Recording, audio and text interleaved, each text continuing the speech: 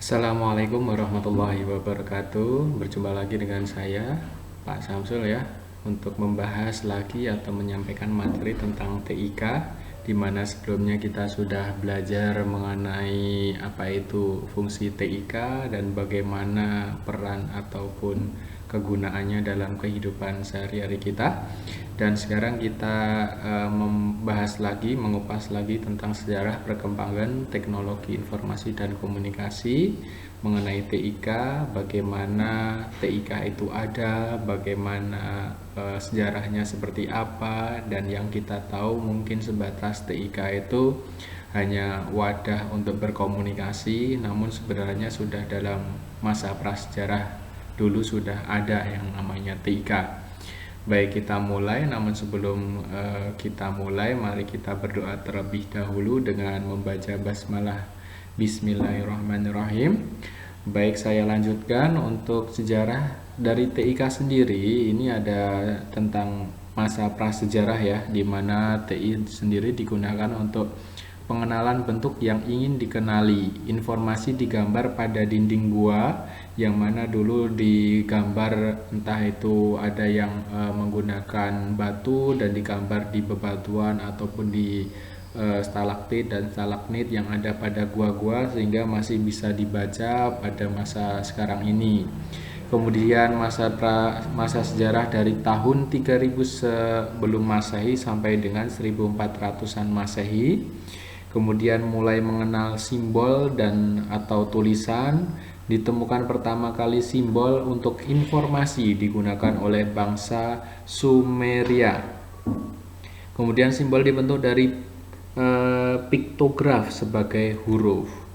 Dan masa tahun 2900 sebelum Masehi, bangsa Mesir kuno sudah mengenal dan menggunakan huruf yang yaitu hieroglif ya, lebih maju dibanding dengan tulisan bangsa Sumeria yang sebelumnya sudah ada, di mana huruf hieroglif tersebut dipampang di piramid atau di dekat-dekat menara peninggalan bangsa Mesir, dan dilanjut pada tahun masa 500 sebelum Masehi.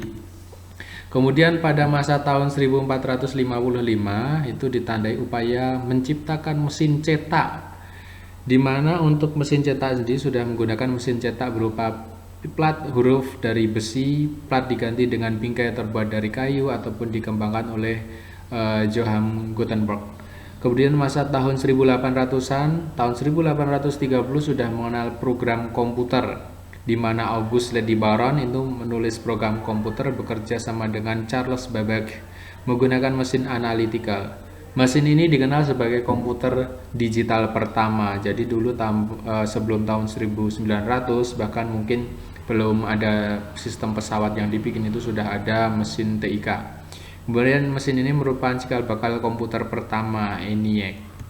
Nah, tahun 1837 ditandai dengan teknologi ini untuk Samuel Morse mengembangkan telegraf dan bahasa kode Morse bersama Sir William Cooke dan Sir Charles Wollaston.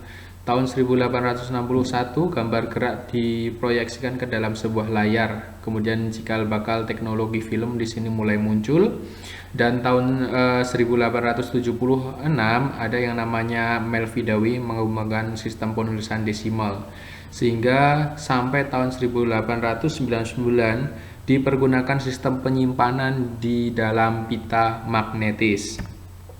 Dan masa modern, yaitu dia masa 1900-an, ini sudah terdapat TIK ataupun mesin-mesin yang lebih modern, tepatnya di tahun 1923 Zhuan Qin menciptakan tabung televisi. Kemudian tahun 1940 mulai dikembangkan ilmu pengetahuan bidang informasi pada masa Perang Dunia II, digunakan untuk kepentingan pengiriman dan penerimaan dokumen militer yang disimpan dalam magnetic tape. Kemudian tahun 1945 Vannerbus mengembangkan sistem pengodaan menggunakan hypertext. Begitu. Oke. Selanjutnya tahun 1969 sistem jaringan pertama dibentuk dengan menghubungkan 4 titik, University of California SR dan Stan Barbana dan University of Utah dengan kekuatan 50 kilobyte per second. Sebelumnya ini adalah cikal bakal terbentuknya internet ya, di mana tahun 1972 Ray Tomlinson menciptakan program yang namanya email. Seperti kita tahu, email adalah sarana elektronik untuk mengirimkan informasi pesan pengganti pos ya.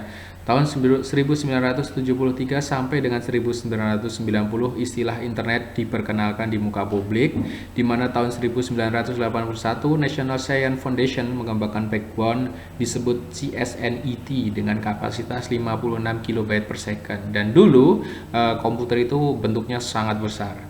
Kemudian dilanjut dengan tahun 1991 sistem bisnis di bidang IT itu mulai digunakan, dan 92 pembentukan komunitas internet dan diperkenal namanya World Wide Web atau WWW, itu kepanjangannya adalah World Wide Web.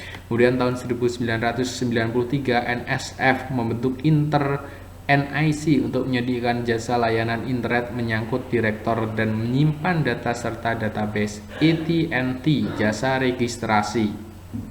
Kemudian tahun 1994 pertumbuhan internet melaju dengan cepat hingga kini ya, menambah ke segala bidang. Hingga tahun 1995 perusahaan umum mulai diperkenankan menjadi provider dengan membeli jaringan di backbone.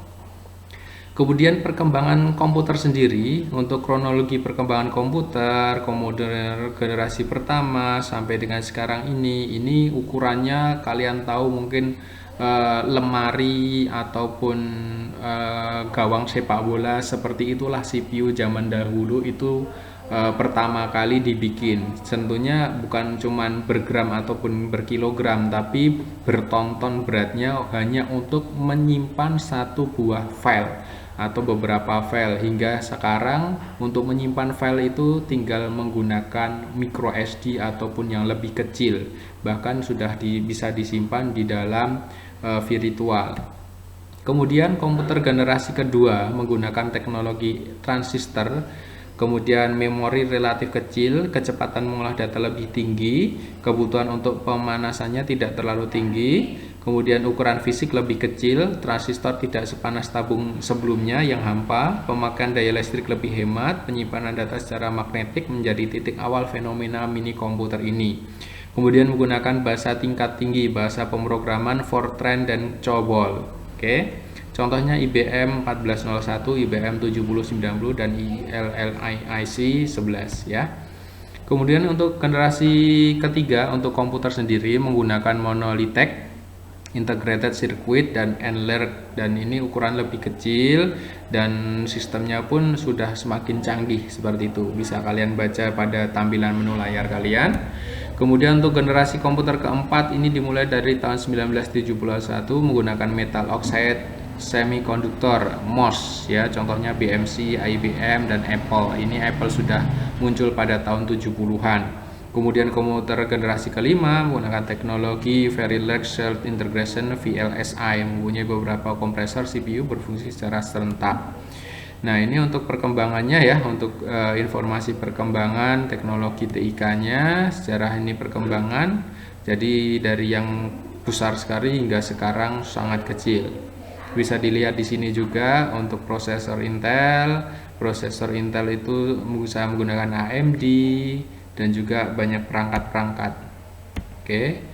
Bisa kalian pause. Nah, ini adalah CPU pada zaman dahulu yang mana digunakan sebagai penyimpan data dan juga pengolah data, sekaligus untuk menginformasikan untuk data-data. Dan di sini tentunya kalian tidak bisa melihat banyak perlengkapan ya, atau kalian bisa melihat lemari yang sebenarnya itu adalah mesin pengolah data. Kemudian semakin berkembang hingga CPU dan juga teknologi semakin berkembang hingga menjadikan CPU atau komputer menjadi perangkat yang lebih kecil. Dan tentunya untuk saat ini mungkin kalian belum pernah melihat ini, tapi saya pernah melihat walaupun belum pernah menggunakan. Dan tentunya kalian sudah bisa menggunakan perangkat-perangkat ini ya. Ini contohnya adalah prosesor yang mana untuk mengolah data.